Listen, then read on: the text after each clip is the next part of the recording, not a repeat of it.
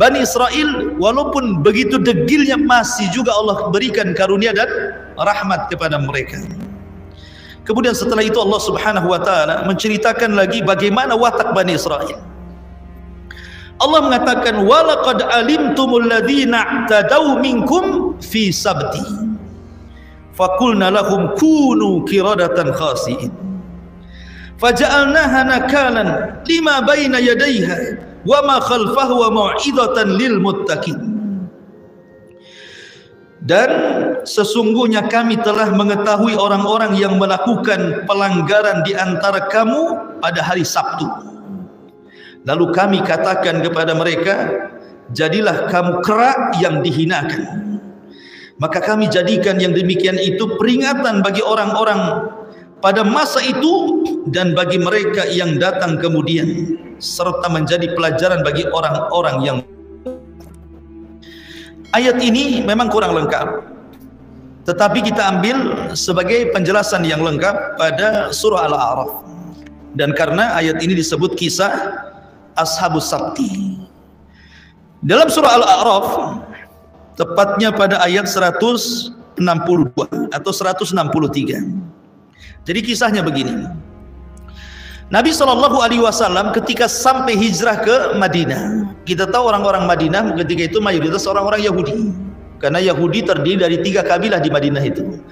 Ada namanya Bani Quraidah, ada namanya Bani Qunaiqah, ada namanya Bani Nadir. Itu kabilah-kabilah besar Yahudi.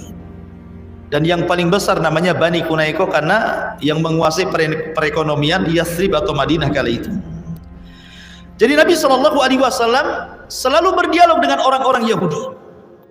Selalu berdialog dengan orang-orang Yahudi, dan terkadang Yahudi pun mengetes Nabi untuk kebenaran risalahnya. Jadi karena orang-orang Yahudi itu mereka sulit didakwahi, sangat sulit didakwahi. Beda dengan orang Nasrani. Di zaman Rasul banyak orang masuk Islam, orang-orang Nasrani, tapi orang Yahudi sedikit. Walaupun pemimpin mereka Abdullah bin Salam masuk Islam dari pemimpin Yahudi, tetap saja orang Yahudi tidak beriman. Jadi Nabi SAW ingin bertanya kepada mereka tentang kakek buyut mereka. Seolah-olah Nabi SAW mengatakan, kalian seperti ini, saya mau tanya kepada kalian tentang Ashabus Sabti. Dulu kakek buyut kalian ada yang disebut dengan Ashabus Sabti, orang yang memuliakan hari Sabtu. Bagaimana kisahnya? Makanya Allah Subhanahu wa taala mengatakan dalam surah Al-A'raf ayat 123, Allah mengatakan was'alhum 'anil qaryatil lati kanat hadiratal bahri. Tanyakan wahai Muhammad kepada mereka orang-orang Yahudi Madinah itu tentang sebuah negeri yang terletak di dekat lautan. Ada yang mengatakan negeri ini namanya Ailah. Ada yang mengatakan negeri ini Madian. Tapi yang jelas bahwa nama tidak penting. Kalau memang penting tentu disebutkan dalam Al-Quran, karena Quran itu mengambil ibrah dan pelajaran. Cuman ahli tafsir ada yang mengatakan tempat yang dimaksud itu adalah Ailah, dan ada yang mengatakan Madian, atau perkampungan nelayan memang hidup di tepian lautan. Orang-orang Yahudi semuanya di situ. Kemudian Allah mengatakan id ya'duna fi sabti id ta'tihim khitanuhum yawma sabtihim surra'an wa yawma la yasbituna la ta'tihim. Apa yang terjadi ketika mereka melanggar aturan pada hari Sabtu? Begini ya, Allah Subhanahu wa taala sebenarnya sudah menawarkan kepada Yahudi atau Nasrani satu hari yang disebut dengan hari sakral, di mana mereka satu hari itu diperuntukkan untuk beribadah, tidak boleh untuk dunia. Perang tidak boleh, cari ma'isyah tidak boleh, bekerja tidak boleh, pokoknya hari itu khusus ibadah. Dan Allah tawarkan hari Jumat, tapi mereka tidak mau mengambil hari Jumat, mereka mengambil hari Sabtu. Kemudian Nasrani mengambil hari Ahad, dan Allah pilihkan Islam hari Jumat. Jadi Allah yang memilihkan Jumat kepada kita. Tapi mereka kemudian tersesat dari hari Jumat mengambil hari Sabtu. Orang Nasrani tersesat dari hari Jumat dan mengambil hari Ahad. Bukan tidak ada alasan. Orang-orang Yahudi mengambil hari Sabtu itu karena kita tahu bahwa alam semesta ini diciptakan oleh Allah Subhanahu wa taala fi sittati ayyamin, pada tempo 6 hari. Di mana Allah Subhanahu wa taala menciptakan bumi dimulai dari hari Ahad. Kemudian Senin, bumi selesai. Kemudian Allah naik ke langit, kemudian Allah menciptakan langit. Hari Selasa dan hari Rabu. Kemudian selesai langit, maka hari Kamis dan Jumat Allah turun lagi ke bumi. Kemudian Allah Subhanahu wa taala ciptakan fasilitas bumi. Allah ciptakan gunungnya, sungainya, hutannya, binatangnya, macam-macamnya di situ. Maka genaplah berapa? 6 hari. Fi sittati ayyam. Sehingga Allah Subhanahu wa taala kelelahan. Kemudian beristirahatlah di hari Sabtu. Jadi orang-orang Yahudi kemudian mengambil hari Sabtu, hari rehat mereka, karena itu hari rehatnya Allah Subhanahu wa taala setelah lelah menciptakan langit dan bumi, katanya begitu. Maka Allah bantah dalam Al-Qur'an, wa ma massana min lughub. Kami tidak tersentuh dengan kelemahan, keletihan, kata Allah. Enak saja Allah lelah. Kalau Allah lelah masalah. Ya. Kenapa masalah? Nabi Musa kan tanya, ya Rabb, kenapa kau tidak tidur, katanya. Jadi Nabi Musa mengatakan kepada Allah, kenapa kau tidak tidur, katanya. Akhirnya Allah mengatakan gini, Musa, kau berdiri depan, kau pegang 2 mangkok dengan kedua tangan, isi air. Akhirnya Musa begini terus, akhirnya ngantuk. Pas ngantuk-ngantuk tertidur sesaat, akhirnya mangkoknya jatuh, prang, kemudian pecah semuanya. Kata Allah, ya Musa, kalau seandainya aku ngantuk, seperti itulah alam semesta. Hancur semuanya gitu. Artinya bahwa tidak semua sifat yang kurang bagi Allah, tidak semua sifat yang sempurna bagi manusia sempurna bagi Allah. Mungkin bagi manusia tidur sempurna, kalau orang tidak tidur masalah itu. Tetapi tidak semua yang sempurna bagi makhluk kalau diterapkan kepada Allah jadi sempurna, tidak. Justru ketika Allah tidak ngantuk, tidak tidur, itulah sifat sempurna bagi Allah. Ma'asyiral muslimin yang dimuliakan Allah Subhanahu wa taala. Kembali, jadi Allah Subhanahu wa taala memilihkan hari Jumat, tapi orang Yahudi tidak mau, milihlah hari Sabtu. Dan Nasrani pun malah mengambil hari Ahad. Allah pilihkan Jumat kepada kaum muslimin. Intinya bahwa Sabtu menjadi hari sakralnya orang-orang Yahudi. Lah di zaman itu, di kampung Aila ataupun di kampung Madian yang tepian lautan itu, mereka diberikan aturan tidak boleh melakukan aktivitas dunia di hari Sabtu. Tidak boleh kerja, tidak boleh ke laut, tidak boleh perang, tidak boleh apapun.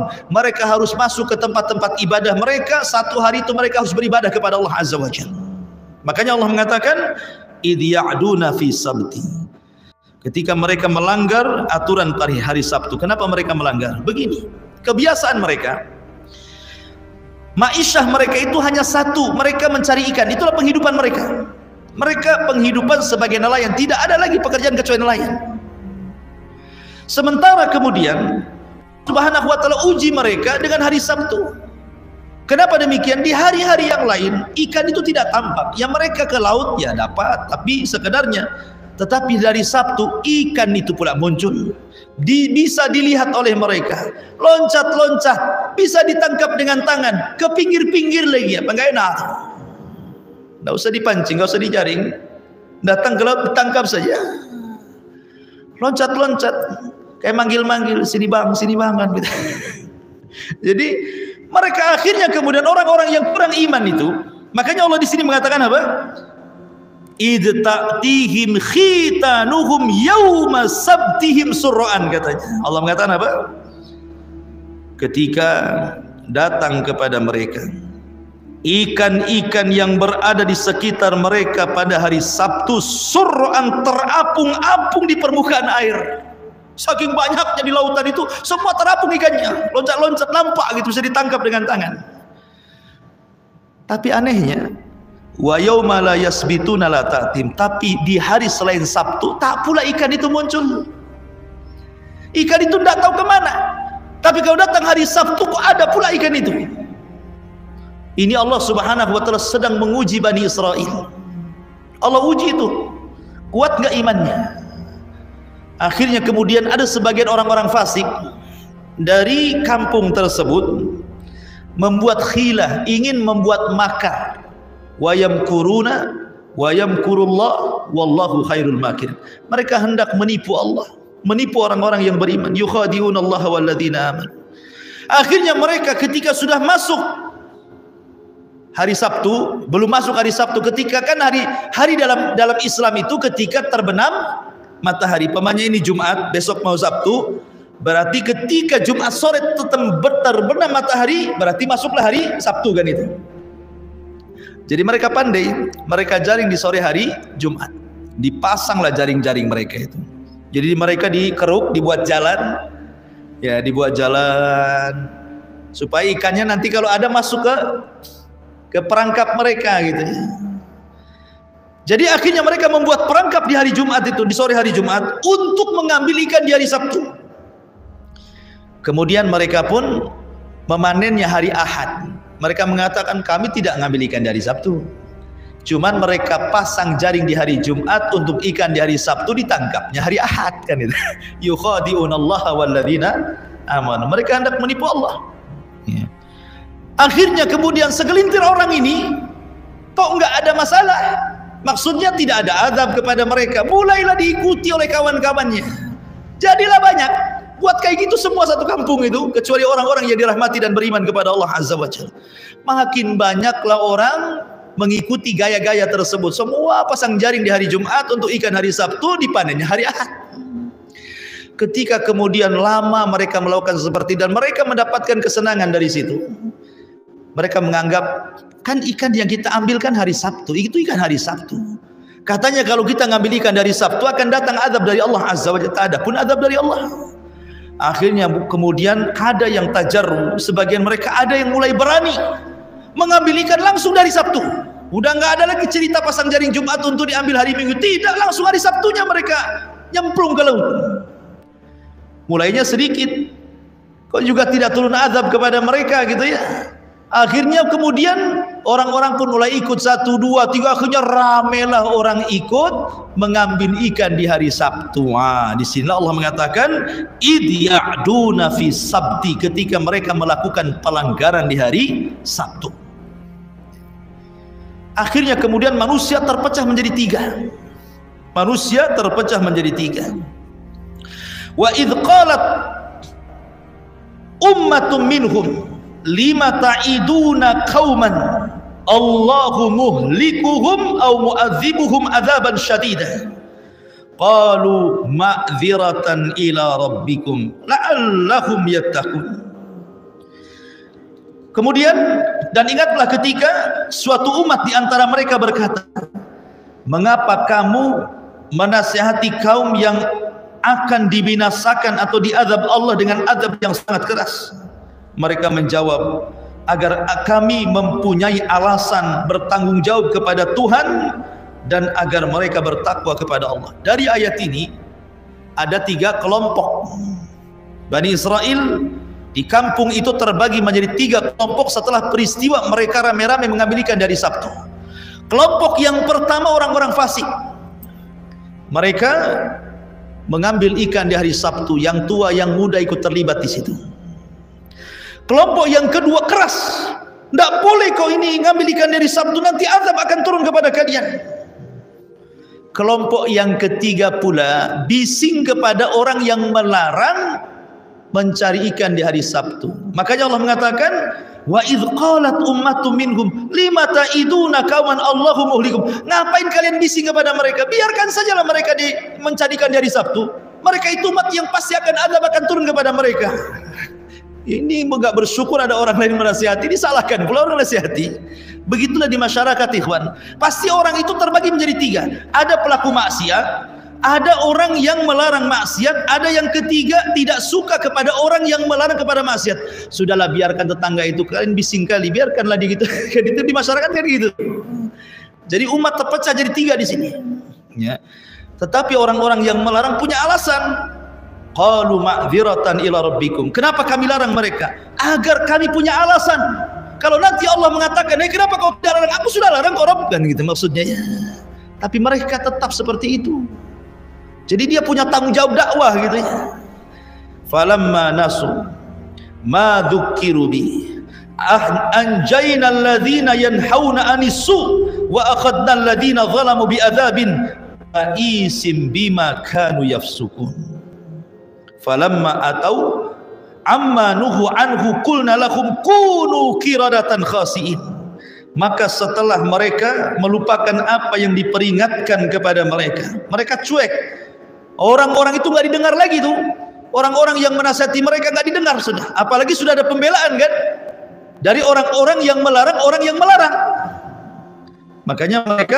Maka setelah mereka melupakan apa yang diperingatkan kepada mereka, kami selamatkan orang-orang yang melarang orang-orang berbuat jahat, dan kami timpakan kepada orang-orang yang zalim siksa yang keras disebabkan mereka selalu berbuat fasik. Maka setelah mereka bersikap sombong terhadap segala apa yang dilarang, kami katakan kepada mereka, jadilah kamu kera yang dihinakan. Jadi begini kisahnya. Kita kembali kepada surah Al-Baqarah. Jadi orang-orang ini, orang-orang yang beriman, yang mereka tidak mau dekat dengan orang-orang yang mengambil ikan di hari Sabtu, sepakat orang-orang yang beriman membuat pagar. Nampaknya kalian dengan kami tidak bisa. Kalau kami masih satu kampung sama kalian, kemudian Allah azab kalian, maka azab bukan hanya menimpa kalian, kami juga kena. Kalian sudah kami nasihati, kalian tidak mau. Kalau begitu kita pisah saja. Akhirnya kemudian orang-orang yang beriman keluar dari kampung itu, kemudian membuat dinding tinggi-tinggi untuk memisahkan kampung mereka dengan kampung orang-orang yang melanggar di hari Sabtu. Dibuatlah dinding tinggi sehingga terpisahkan. Jadi orang-orang yang tidak mau melihat mereka keluar, sehingga di kampung itu hanya tinggal dua kelompok. Kelompok pertama yang mencari ikan di hari Sabtu, kelompok yang kedua yang melarang kepada orang yang melarang yang mencari ikan di hari Sabtu. Satu kampung dia. Dari situ ma'asyiral muslimin yang dimuliakan Allah Azza wa Jalla, apa yang terjadi?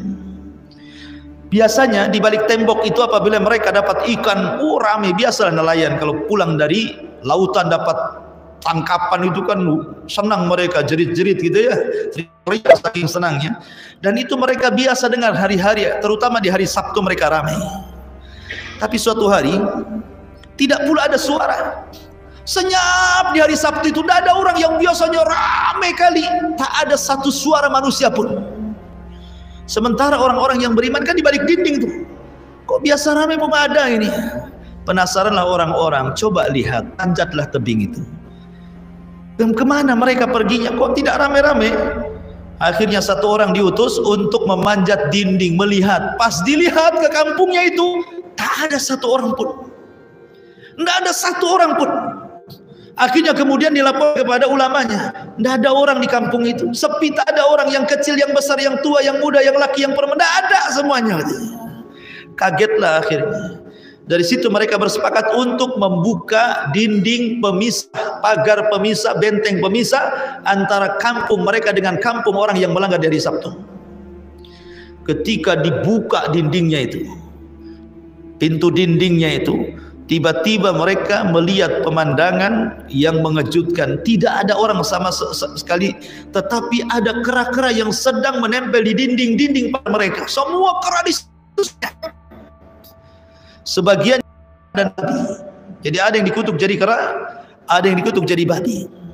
Makanya di sini Allah Subhanahu wa taala katakan sebagai penguat daripada surah Al-A'raf dalam surah Al-Baqarah, Allah Subhanahu wa taala mengatakan, tadi mana ayat berapa tadi? Ayat 6. Baik.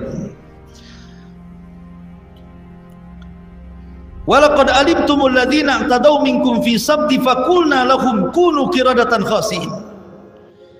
Maka kami jadikan, dan sungguh kami telah mengetahui orang-orang yang melakukan pelanggaran di antara mereka di hari Sabtu. Maka kami katakan kepada mereka, jadilah kalian kera-kera yang dihinakan.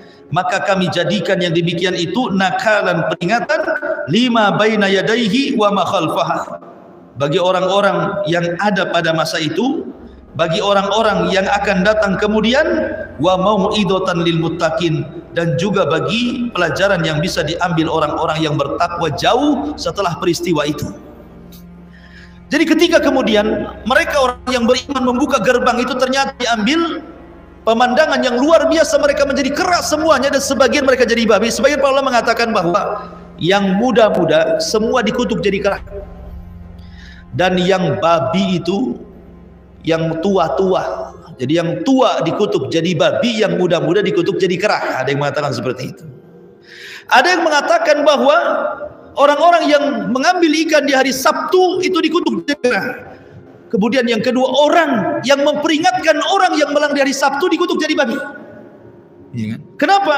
Karena dia tidak melakukan inkar kemungkaran, malah melarang kepada orang yang mengingkari kemungkaran kan. Sudahlah, jangan kau bising kepada mereka. Ini kan seolah-olah menghalangi kan orang yang sedang mengingkari sebuah kemungkaran. Akhirnya mereka terkena kutuk juga. Makanya Allah mengatakan, wattaqu fitnatan la tusibannal ladzina zalamu khassah. Takutlah kepada fitnah yang kalau Allah timpakan bukan hanya orang zalim yang kena, orang baik pun terkena imbasnya di situ. Kalau tidak ada keingkaran kepada mungkar. Ya. Makanya bahaya membiarkan kemungkaran itu. Mereka pun terseret akhirnya. Ada yang mengatakan mereka tidak lama usianya, ketika mereka sudah dikutuk, sebagian jadi keras, sebagian jadi babi, dalam tempo sesingkat-singkatnya, kurang lebih 3 hari Allah binasakan semuanya. Allah bisa binasakan semuanya. Makanya kalau kita menyinggung orang-orang Yahudi, kita katakan apa? Ikhwanu qiradata wal khanazir. Orang-orang Yahudi itu saudara dari yang dikutuk menjadi kera dan babi. Biasanya kan seperti itu, kalau orang-orang Yahudi itu kita katakan apa? Ikhwanu qiradata wal khanazir gitu. Mereka saudara orang-orang yang dikutuk jadi kera dan babi. Pada kisah Ashabus Sabti di sini. Ya, tetapi walaupun demikian sudah jelas-jelas kan mereka dikutuk jadi babi, dan orang-orang Bani Israel yang beriman melihat, kemudian mereka pun akhirnya selamat dari kutukan itu. Kemudian mereka hidup di tempat lain, muncul lagi pelanggaran dari mereka. Nah, begitulah Bani Israel gitu ya. Jadi ada saja pelanggarannya, turun azab, tobat, lakukan pelanggaran lagi, tobat lagi, diterima, buat pelanggaran lagi. Begitulah Bani Israel. Makanya dalam surah Al-Baqarah paling banyak kisah-kisah pelanggaran Bani Israel, padahal Allah sudah anugerahkan nikmat yang begitu banyak kepada mereka. Seperti nanti setelahnya kita akan berkisah tentang kisah Baqarah Bani Israel. Wa idh qala Musa liqaumihi innallaha ya'murukum an tadbahu Baqarah. Bagaimana kisah Baqarah, sapi betina Bani Israel? Allah kita lanjutkan di minggu depan. Wallahu alam. Sebelum saya tutup, silakan kalau ada yang bertanya. Ketika mereka melanggar aturan hari Sabtu, kenapa mereka melanggar? Begini, kebiasaan mereka, ma'isyah mereka itu hanya satu, mereka mencari ikan, itulah penghidupan mereka. Mereka penghidupan sebagai nelayan, tidak ada lagi pekerjaan kecuali nelayan. Sementara kemudian Subhanahu wa ta'ala uji mereka dengan hari Sabtu. Kenapa demikian? Di hari-hari yang lain ikan itu tidak tampak, yang mereka ke laut ya dapat, tapi sekedarnya. Tetapi dari Sabtu ikan itu pula muncul, bisa dilihat oleh mereka, loncat-loncat, bisa ditangkap dengan tangan, ke pinggir-pinggir lagi, apa enggak enak? Enggak usah dipancing, enggak usah dijaring, datang ke laut ditangkap saja, loncat-loncat, kayak manggil-manggil, sini bang kan gitu. Jadi mereka akhirnya kemudian orang-orang yang kurang iman itu, makanya Allah di sini mengatakan apa? Idh ta'tihim khitanuhum yawma sabtihim surra'an, katanya. Allah mengatakan apa? Ketika datang kepada mereka ikan-ikan yang berada di sekitar mereka pada hari Sabtu, surra'an, terapung-apung di permukaan air. Saking banyaknya di lautan itu, semua terapung ikannya, loncat-loncat, nampak gitu, bisa ditangkap dengan tangan. Tapi anehnya, wa yauma la yasbituna la ta'tim, tapi di hari selain Sabtu tak pula ikan itu muncul. Ikan itu tidak tahu kemana, tapi kalau datang hari Sabtu kok ada pula ikan itu. Ini Allah Subhanahu wa ta'ala sedang menguji Bani Israel. Allah uji itu, kuat nggak imannya. Akhirnya kemudian ada sebagian orang-orang fasik dari kampung tersebut membuat khilah, ingin membuat makar. Wayam kuruna wa yamkurullah wallahu khairul makirin. Mereka hendak menipu Allah, menipu orang-orang yang beriman. Yukhadi'unallaha walladzina amanu. Akhirnya mereka ketika sudah masuk hari Sabtu, belum masuk hari Sabtu, ketika kan hari dalam Islam itu ketika terbenam matahari. Pamannya ini Jumat, besok mau Sabtu, berarti ketika Jumat sore terbenam matahari, berarti masuklah hari Sabtu kan itu. Jadi mereka pandai, mereka jaring di sore hari Jumat, dipasanglah jaring-jaring mereka itu. Jadi mereka dikeruk, dibuat jalan, ya dibuat jalan supaya ikannya nanti kalau ada masuk ke perangkap mereka gitu. Jadi akhirnya mereka membuat perangkap di hari Jumat itu, di sore hari Jumat, untuk mengambil ikan di hari Sabtu. Kemudian mereka pun memanennya hari Ahad. Mereka mengatakan kami tidak ngambil ikan dari Sabtu. Cuman mereka pasang jaring di hari Jumat untuk ikan di hari Sabtu ditangkapnya hari Ahad kan itu. Yukhadi'unallaha walladzina amanu. Mereka hendak menipu Allah. Ya. Akhirnya kemudian segelintir orang ini kok enggak ada masalah. Maksudnya tidak ada azab kepada mereka. Mulailah diikuti oleh kawan-kawannya. Jadilah banyak. Buat kayak gitu semua satu kampung itu, kecuali orang-orang yang dirahmati dan beriman kepada Allah Azza wa Jalla. Makin banyaklah orang mengikuti gaya-gaya tersebut. Semua pasang jaring di hari Jumat untuk ikan hari Sabtu, dipanennya hari Ahad. Ketika kemudian lama mereka melakukan seperti dan mereka mendapatkan kesenangan dari situ. Mereka menganggap kan ikan yang kita ambil kan hari Sabtu, itu ikan hari Sabtu. Katanya kalau kita ngambil ikan dari Sabtu akan datang azab dari Allah Azza wa Jalla. Tak ada pun azab dari Allah. Akhirnya kemudian ada yang tajarru, sebagian mereka ada yang mulai berani mengambil ikan langsung dari Sabtu. Udah nggak ada lagi cerita pasang jaring Jumat untuk diambil hari Minggu. Tidak, langsung hari Sabtunya mereka nyemplung ke laut. Mulainya sedikit, kok juga tidak turun azab kepada mereka gitu ya. Akhirnya kemudian orang-orang pun mulai ikut 1, 2, 3, akhirnya ramelah orang ikut mengambil ikan di hari Sabtu. Di sini Allah mengatakan id ya'duna fi sabti, ketika mereka melakukan pelanggaran di hari Sabtu. Akhirnya kemudian manusia terpecah menjadi 3. Manusia terpecah menjadi 3. Wa id qalat ummatun minhum lima ta'iduna qauman Allahu muhlikuhum aw mu'adzibuhum adzaban syadida qalu ma'dziratan ila rabbikum la'allahum yattaqun.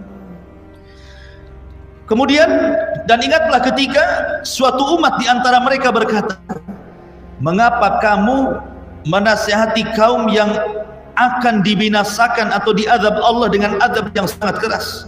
Mereka menjawab, agar kami mempunyai alasan bertanggung jawab kepada Tuhan dan agar mereka bertakwa kepada Allah. Dari ayat ini ada 3 kelompok. Bani Israel di kampung itu terbagi menjadi 3 kelompok setelah peristiwa mereka rame-rame mengambil ikan dari Sabtu. Kelompok yang pertama orang-orang fasik. Mereka mengambil ikan di hari Sabtu, yang tua yang muda ikut terlibat di situ. Kelompok yang kedua keras, tidak boleh kau ini ngambil ikan dari Sabtu, nanti azab akan turun kepada kalian. Kelompok yang ketiga pula bising kepada orang yang melarang mencari ikan di hari Sabtu. Makanya Allah mengatakan, wa idz qalat ummatun minhum lima ta'iduna kawan Allahu muhlikum. Ngapain kalian bising kepada mereka? Biarkan sajalah mereka mencari ikan di hari Sabtu. Mereka itu umat yang pasti azab akan turun kepada mereka. Ini enggak bersyukur ada orang lain menasihati, disalahkan pula orang nasihati. Begitulah di masyarakat, ikhwan. Pasti orang itu terbagi menjadi 3. Ada pelaku maksiat, ada orang yang melarang maksiat, ada yang ketiga tidak suka kepada orang yang melarang kepada maksiat. Sudahlah, biarkan tetangga itu, kalian bising kali, biarkanlah di gitu. Kan itu di masyarakat kan gitu. Jadi umat terpecah jadi 3 di sini. Ya. Tetapi orang-orang yang melarang punya alasan. Qalu ma'dziratan ila rabbikum. Kenapa kami larang mereka? Agar kami punya alasan. Kalau nanti Allah mengatakan, kenapa kau tidak larang? Aku sudah larang kau Rabb, kan gitu maksudnya ya. Tapi mereka tetap seperti itu. Jadi dia punya tanggung jawab dakwah gitu ya. Falamma nasu ma dzukiru bi anjayna alladhina yanhauna anis su wa akhadnal ladina zalamu bi'adzabin ba'isim bima kanu yafsukun. Falamma atau amma nuhu anhu qulna lahum kunu qiradatan khasiin. Maka setelah mereka melupakan apa yang diperingatkan kepada mereka, mereka cuek. Orang-orang itu nggak didengar lagi tuh. Orang-orang yang menasihati mereka nggak didengar sudah. Apalagi sudah ada pembelaan kan dari orang-orang yang melarang orang yang melarang. Maka setelah mereka melupakan apa yang diperingatkan kepada mereka, kami selamatkan orang-orang yang melarang orang-orang berbuat jahat, dan kami timpakan kepada orang-orang yang zalim siksa yang keras disebabkan mereka selalu berbuat fasik. Maka setelah mereka bersikap sombong terhadap segala apa yang dilarang, kami katakan kepada mereka, jadilah kamu kera yang dihinakan. Jadi begini kisahnya. Kita kembali kepada surah Al-Baqarah. Jadi orang-orang ini, orang-orang yang beriman, yang mereka tidak mau dekat dengan orang-orang yang mengambil ikan di hari Sabtu, sepakat orang-orang yang beriman membuat pagar. Nampaknya kalian dengan kami tidak bisa. Kalau kami masih satu kampung sama kalian, kemudian Allah azab kalian, maka azab bukan hanya menimpa kalian, kami juga kena. Kalian sudah kami nasihati, kalian tidak mau. Kalau begitu kita pisah saja. Akhirnya kemudian orang-orang yang beriman keluar dari kampung itu, kemudian membuat dinding tinggi-tinggi untuk memisahkan kampung mereka dengan kampung orang-orang yang melanggar di hari Sabtu.